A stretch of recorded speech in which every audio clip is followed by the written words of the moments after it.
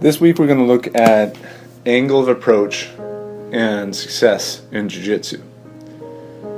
So a lot of the times a good technique will fail because we're approaching from the wrong angle. We miss an opportunity because our angle of approach isn't ideal.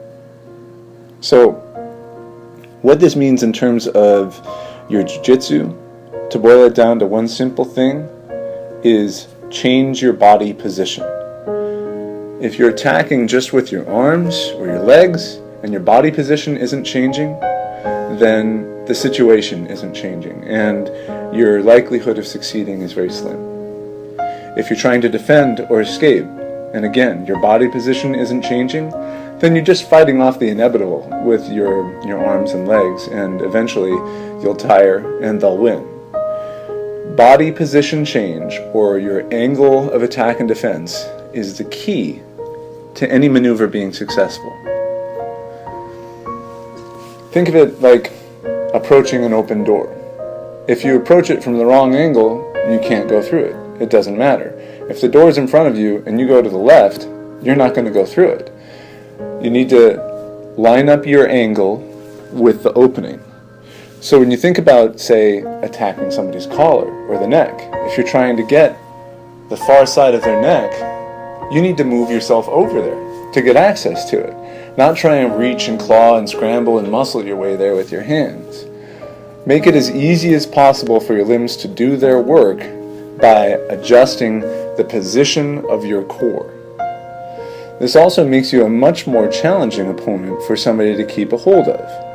Because if you're just fending somebody off with your arms, then they don't really have to worry. All they have to do is keep pressure on and eventually break down your arms and get control or get a submission.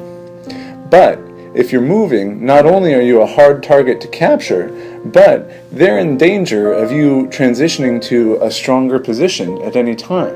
So there's a lot more pressure on them, even though you're defending.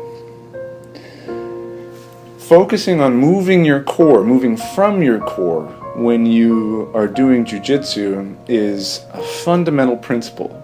And when we start, it's one of the harder things to do because we're not familiar with how to move on the ground. So in the first stages of your Jiu-Jitsu practice, when you're a white and blue belt, a significant part of your practice time should be devoted to just movement drills. Don't worry so much about the submission or even the position and control. Work your shrimps, work rolls, work flips, work anything that involves changing your body position. Work with a partner where the entire point of the training is to adjust your position and keep pressure and control as much as possible, but just with changing your body angle. Follow that as a training plan and you'll see a huge increase in your success. I hope this helps you with your Jiu-Jitsu training, focusing on the adjustment of angle.